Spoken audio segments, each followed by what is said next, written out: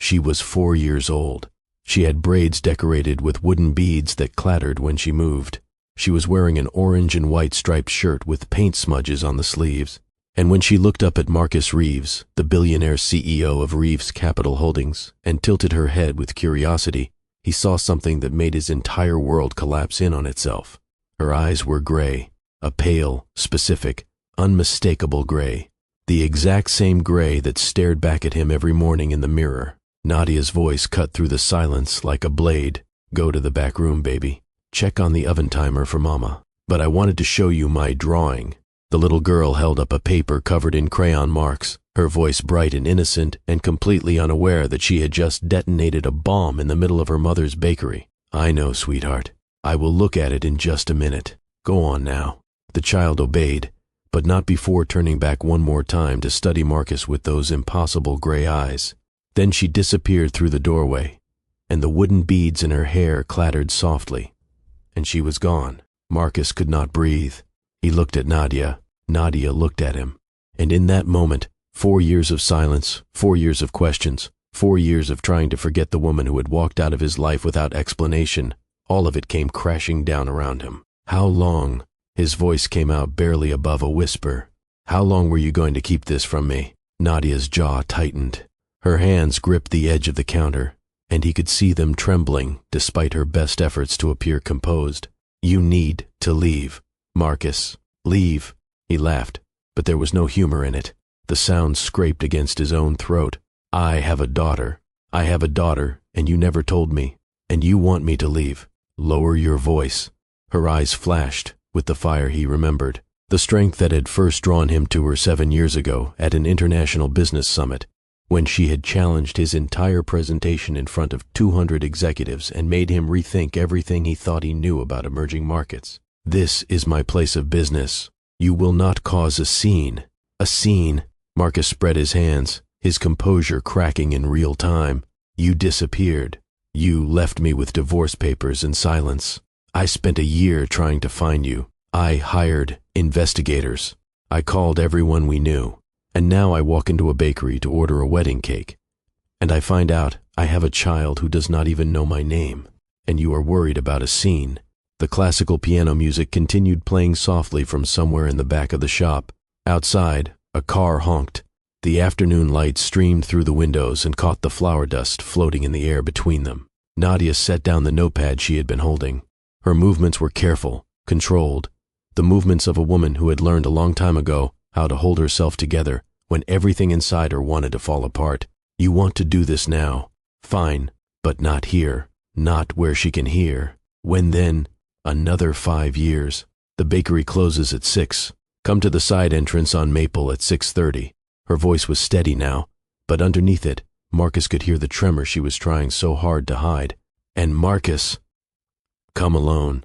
No security, no assistants, no lawyers, no one connected to your fiancé or her family."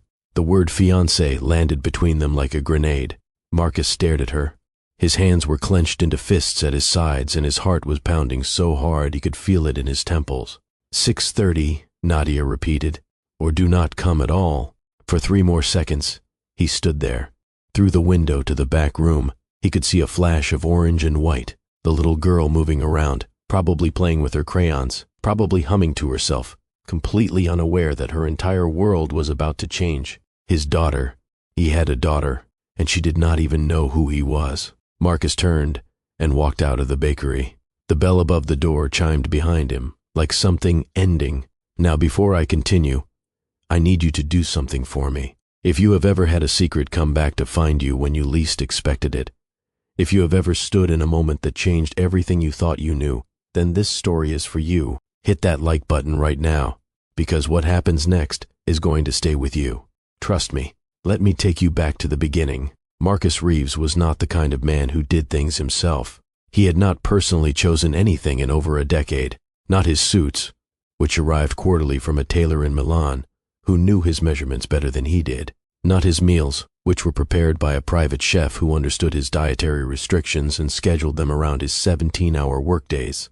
Not even his relationships, if he was being honest with himself, which lately he tried very hard not to be. At 43 years old, Marcus controlled boardrooms across 3 continents. Reeves Capital Holdings was the 4th largest private equity firm in the United States, and his face had appeared on the covers of Forbes, Bloomberg Businessweek, and Time magazine. He had testified before Senate subcommittees without breaking a sweat. He had survived a hostile acquisition attempt from a Dubai-based investment group that had lasted 11 days and cost him approximately 4 hours of sleep total. Control was not just something Marcus valued. It was the architecture of his entire existence, which made it all the more inexplicable that on this particular Tuesday afternoon in October, Marcus had dismissed his driver, walked 6 blocks through downtown Houston, and pushed open the glass door of a small bakery called Soleil Patisserie, without any rational explanation for why he was there. His engagement to Cecilia Belmore was in 3 weeks. The society pages had already run the announcement. The venue was booked, the guest list finalized, the prenuptial agreements signed and witnessed. Cecilia came from old Houston oil money, and her family's connections would open doors that even Marcus's billions could not unlock. It was a strategic alliance dressed up in Vera Wang and champagne toasts. Everyone understood this. Everyone accepted it. Even Cecilia, who had smiled at him across the dinner table the night he proposed and said, "This makes sense for both of us," with the same tone she might have used to approve a quarterly earnings report. The wedding cake was supposed to come from somewhere with a story. Cecilia had been very specific about this. Her publicist had already arranged a lifestyle spread with a Houston magazine, and the narrative required authenticity. A friend of a friend had mentioned Soleil Patisserie. Small, elegant, quietly famous among people who paid attention to such things. Marcus had intended to send his assistant Rowan to handle it. He always sent Rowan to handle things, but this morning, something had pulled at him, something he could not name, a restlessness that had been building for weeks, maybe months, maybe longer than he was willing to admit. And before he fully understood what he was doing, he had told Denton to stop the car, and he had gotten out, and he had walked. Now, here he was, standing on a sidewalk in Houston, having just discovered that the woman he had loved and lost 4 years ago had been hiding his daughter from him this entire time. The black sedan was still idling at the corner. Denton stepped out, concern evident on his face. "Sir, is everything all right?" Marcus looked at his driver. He looked at the bakery behind him. He looked at his own reflection in the tinted windows of the car, and he did not recognize the man staring back at him. "Go back to the office. Tell Rowan to cancel everything for the rest of the day." "Sir, everything, Denton. I will call when I need you." The driver hesitated, but he had worked for Marcus long enough to know when a conversation was over. The sedan pulled away from the curb and disappeared into traffic, and Marcus stood alone on the sidewalk with the October wind cutting through his $3,000 suit and the scent of vanilla still clinging to his clothes. He had 6 hours until 6:30. 6 hours to figure out what kind of man he wanted to be when he walked back through that door. The hours passed like something wounded, slow and painful and impossible to ignore. Marcus walked. He did not know where he was going, and for the first time in as long as he could remember, he did not care. His feet carried him through streets he had driven past 1,000 times but never actually seen. Past food trucks and bus stops and children playing in a small park. Past a woman selling flowers on a corner who called out to him, but he did not hear what she said. His phone buzzed in his pocket. Rowan, probably, or Cecilia, or one of the 17 board members who seemed to believe that Marcus's attention was a resource they were entitled to at all hours of the day and night. He turned off the phone. Not silenced. Off. The silence that followed was so complete, it was almost deafening. He found himself standing in front of a coffee shop he had never noticed before, and he went inside and ordered something he did not taste, and he sat at a table by the window and watched the city move around him like a river flowing past a stone. Nadia. He had met her 7 years ago at an international business summit in Singapore. She had been working for a consulting firm at the time, brilliant and fierce and completely unintimidated by the fact that Marcus Reeves was worth more money than some small countries. During his keynote presentation on emerging market strategies, she had raised her hand and systematically dismantled 3 of his core assumptions in front of 200 executives. He had been furious. Then he had been intrigued. Then, over the course of the next 6 months, he had been hopelessly, completely, irrationally in love. They had married quietly, privately, against the explicit wishes of his mother, who had made it very clear that a woman like Nadia, a woman without family, connections or inherited wealth, a woman who had built herself from nothing and answered to no one, was not an appropriate match for the Reeves legacy. Marcus had not cared. For the first time in his life, he had chosen something for himself, and it had felt like waking up after a lifetime of sleepwalking. And then, 18 months later, she was gone. No warning, no conversation, no opportunity to fight for what they had built together. Just divorce papers delivered to his office by a courier who had looked at Marcus with something like pity, and a forwarding address that turned out to be a P.O. box that was closed within a month. He had searched for her. He had hired private investigators and called every mutual contact, and spent more money than he would ever admit trying to find even a trace of where she had gone. But Nadia had not wanted to be found, and she had made sure that he could not find her. Eventually he had stopped looking, not because he had stopped caring, but because the act of looking had started to feel like pressing on a wound that would never heal. He had told himself that he was moving on. He had told himself that the engagement to Francesca Cole, which had lasted all of 4 months before collapsing under the weight of its own emptiness, was a sign of progress. He had told himself that the engagement to Cecilia Belmore, arranged with the cold precision of a corporate merger, was what a man in his position was supposed to want. He had told himself a lot of things. Now, sitting in a coffee shop with a drink he could not taste, and a phone he had turned off, and 6 hours stretching out ahead of him like a road with no map, Marcus wondered how many of those things had actually been true. A little girl with gray eyes and wooden beads in her hair. His daughter. He did not even know her name. At 6:25, Marcus stood at the side entrance of Soleil Patisserie on Maple Street.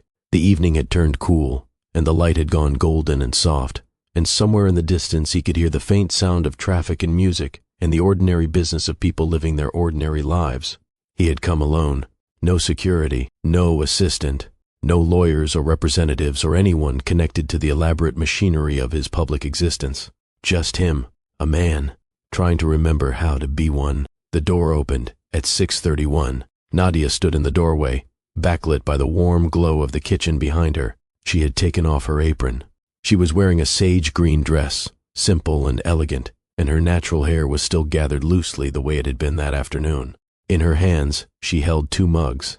For a moment, neither of them spoke. Then Nadia stepped aside. "Come in." The kitchen of the patisserie was warm and smelled like sugar and butter, and something floral, like lavender that had been heated until it became something softer. Flour dusted the surfaces of the central work table, and copper pots hung from a rack near the stove, and the walls were lined with shelves holding jars of ingredients with handwritten labels. It was the opposite of every space Marcus inhabited. It was small and human, and imperfect and real. Nadia set the mugs on the work table and sat down on a stool. She gestured to the stool across from her. Marcus sat. For a long moment, the only sound was the ambient hum of the refrigeration unit and the soft creak of the building settling into evening. Then Nadia said, "Her name is Zola." Marcus felt the name land in his chest like something taking root. "Zola Renee," Nadia continued. "Her middle name was my grandmother's. She is 4.5. She corrects people about the half." Marcus looked down at the mug in front of him. He did not pick it up. Why? The question hung in the air between them. Not an accusation, not yet. Just a single word, carrying the weight of 4 years of silence. Nadia wrapped both hands around her mug. Her eyes were dry but fierce, and he could see the effort it was taking her to hold herself together. "You were engaged. When I found out." Marcus went still. "Not to Cecilia," Nadia said. "To Francesca Cole. Do you remember? The announcement was in the post. I saw it. I was 3 months along." Marcus opened his mouth to speak, but she held up her hand. "Let me finish, please. I have been carrying this for 4 years, and I need you to hear all of it before you respond." He closed his mouth. He waited. Nadia took a breath. "You had moved on. That is what I saw. Publicly, completely, with someone your mother had selected, and your board had apparently endorsed. And I was in a studio apartment in Atlanta, sick every morning, terrified every night, trying to figure out how to tell you something that I was certain would become a negotiation. That is not." I said, "Let me finish." Her voice cracked slightly, but she held it. "I had watched you negotiate, Marcus. For 2 years, I watched you walk into rooms and take control of situations that other people thought were impossible. I knew what you were capable of. And I was scared. I was so scared that our daughter, would become leverage, or a liability, or a talking point in some arrangement that I could not control, something your mother could use, something the Reeves family machine could absorb and reshape into whatever served the legacy best. Marcus felt something twist in his chest, not anger, something older than anger, something that felt like grief. I chose her, Nadia said.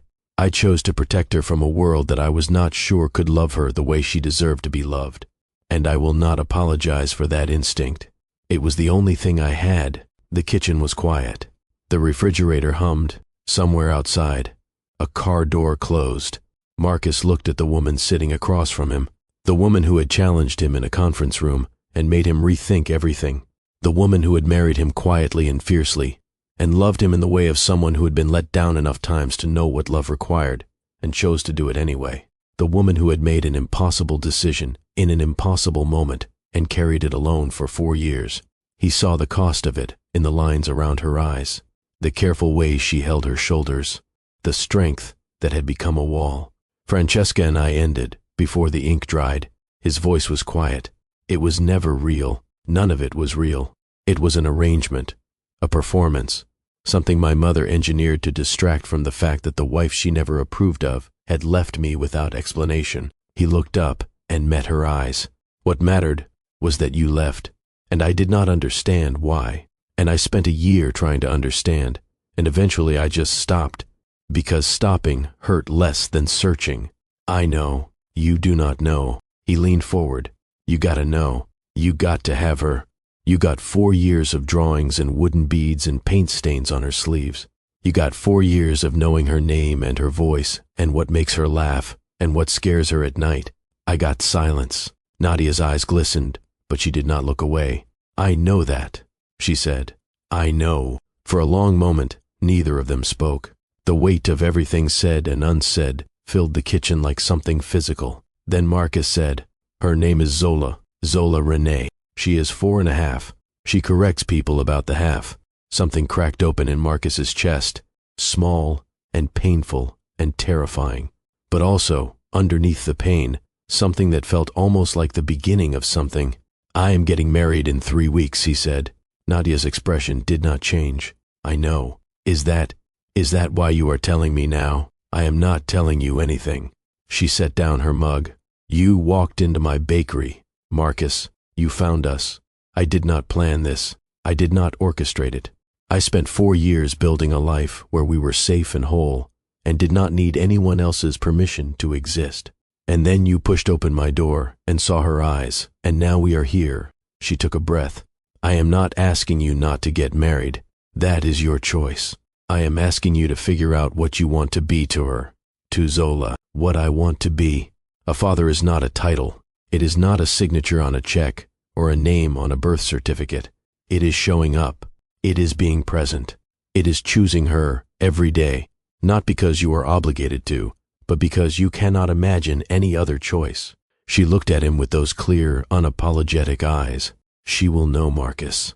If it is half-hearted, children always know, and she deserves someone who is completely sure. The words hung in the air between them. Completely sure.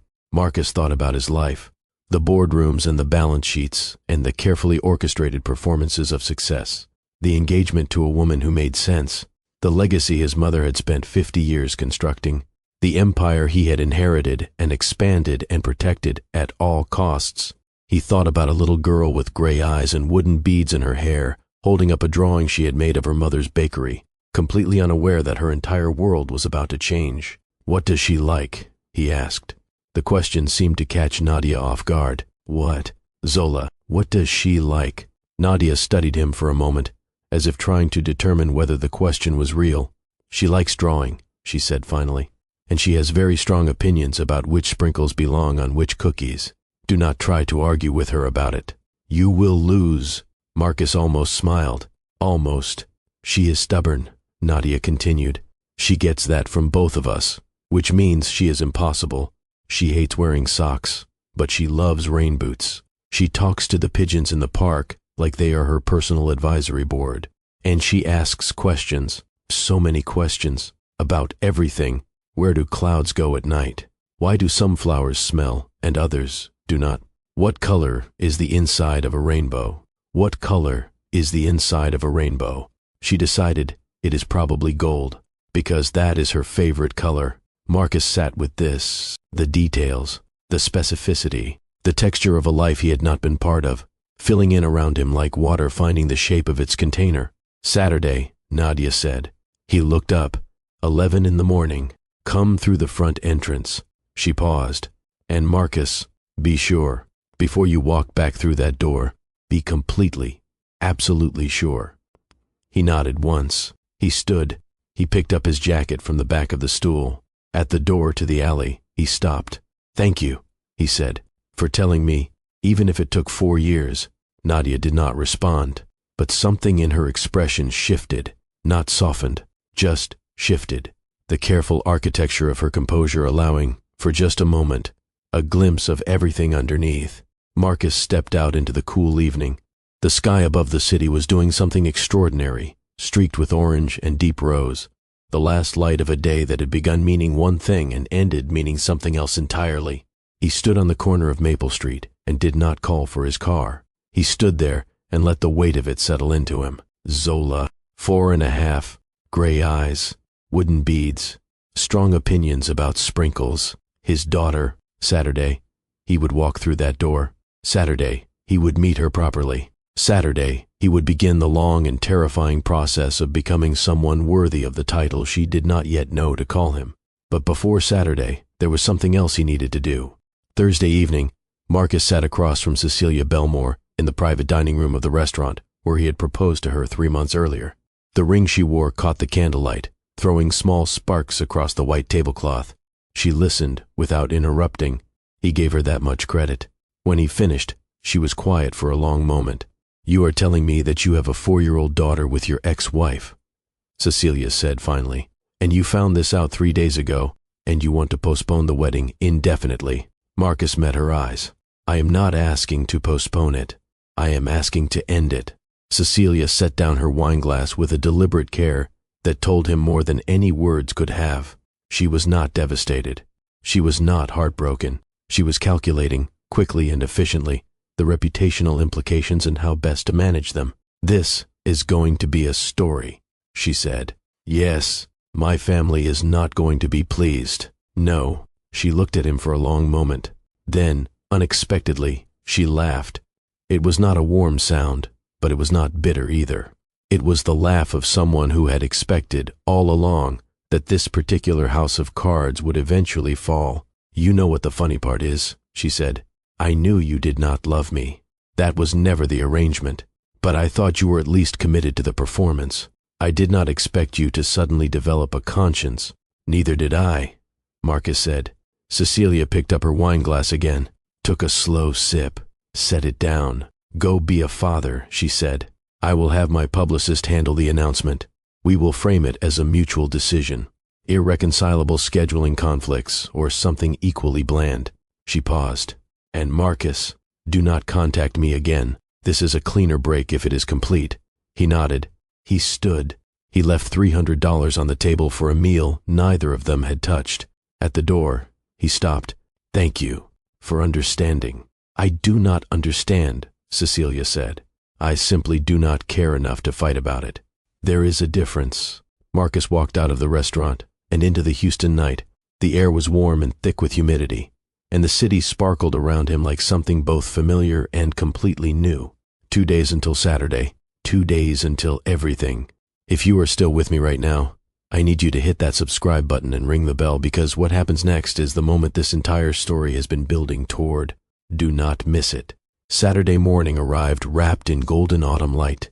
Marcus stood outside Soleil Patisserie at 10:58, his hands in his pockets, his heart beating faster than it had during any board meeting or investor presentation or hostile negotiation in his entire career. He was wearing jeans. He could not remember the last time he had worn jeans, and a simple gray sweater that his assistant would not have recognized because it came from his own closet, not from the tailor in Milan. He looked, for the first time in years, like a person. At 11 exactly, he pushed open the door. The bell chimed. The scent of vanilla and warm sugar wrapped around him like something welcoming him home. Nadia stood behind the counter.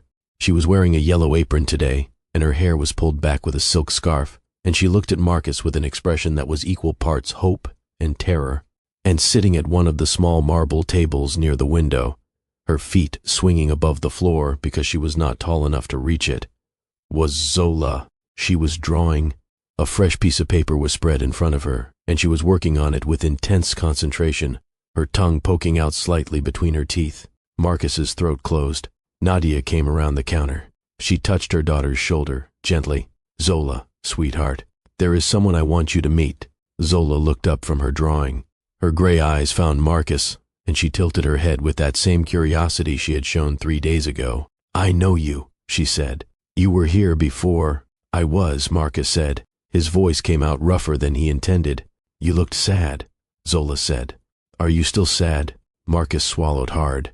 He crouched down so that he was at her eye level, the way he had seen parents do in parks and playgrounds, the way he was only now beginning to understand. "I was," he said, "but I think I am getting better." Zola considered this with the seriousness of a small philosopher contemplating the nature of existence. "Okay," she said. "Do you want to see my drawing?" "I would love to see your drawing." She held it up proudly. It was the bakery again, but this time there were 3 figures behind the counter.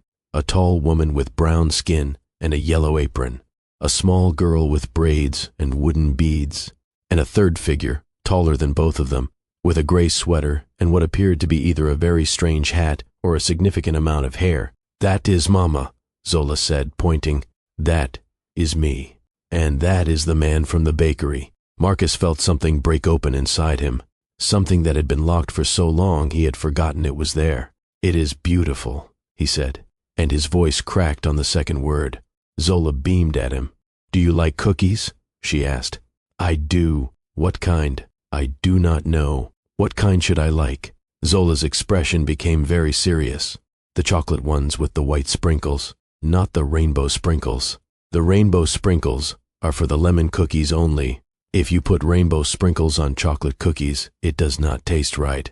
"That sounds like a very important rule." "It is the most important rule," Zola said with absolute conviction. Marcus looked at this small person, this impossible, perfect, 4.5-year-old person who contained multitudes he was only beginning to discover, who had his eyes and her mother's strength and her own entirely unique way of seeing the world. "Then I will only have chocolate cookies with white sprinkles," he said, "and lemon cookies with rainbow sprinkles. Nothing else." Zola nodded with satisfaction. "Good." From behind the counter, Nadia watched, and for the first time since Marcus had walked back into her life, she smiled. It was not a big smile. It was not a declaration or a promise or a certainty. It was just a small, tentative lifting at the corners of her mouth, a crack in the armor she had built. A beginning. Marcus stood up. His knees protested slightly, a reminder that he was 43 years old and had spent too many years sitting in boardrooms instead of crouching down to meet small children at eye level. He looked at Nadia across the small bakery. "Can I stay?" he asked. "Just, can I stay for a while?" Nadia looked at him. Then she looked at Zola, who had already gone back to her drawing, adding what appeared to be a large purple sun to the corner of the page. "We open at 8 on Saturdays," Nadia said. "We close at 3. You can stay until 3. "Okay." "And Marcus?" "Yes." She paused. For a long moment, something moved through her expression, something ancient and complicated and not yet resolved. "Start with the cookies," she said. "Everything else comes after." He nodded. He understood. And so Marcus Reeves, the billionaire CEO who had controlled boardrooms and moved markets and never personally chosen anything for himself in over a decade, sat down at a small marble table in a bakery on the quieter end of Montrose Avenue. His daughter drew pictures beside him. His ex-wife made coffee behind the counter. The bell above the door chimed occasionally as customers came and went. And for the first time in longer than he could remember, Marcus did not check his phone. He did not think about quarterly earnings or board meetings or the elaborate architecture of his public existence. He thought about nothing at all except the small person next to him, who was explaining, with great patience and detail, why the inside of a rainbow was definitely gold. "This is the end, but I want to leave you with something." Sometimes the thing you have been searching for is not hidden. It is just waiting, waiting for you to walk through a door you almost did not open, waiting for you to turn off your phone and sit still and be present in a moment you almost missed. Marcus Reeves found his daughter in a bakery, but what he really found was a second chance, not to fix the past, because the past cannot be fixed, but to show up, finally and completely, for the future. And that is all any of us can really do. Show up, be present, be completely, absolutely sure. If this story moved you, if it made you think about the doors you have not opened yet, or the people who might be waiting on the other side, share it with someone who needs to hear it. Leave a comment and tell me what part hit you hardest. And if you have not subscribed yet, now is the time. Hit that subscribe button and ring the bell so you never miss a story like this one. Because stories like this, they remind us who we are and who we still have time to become.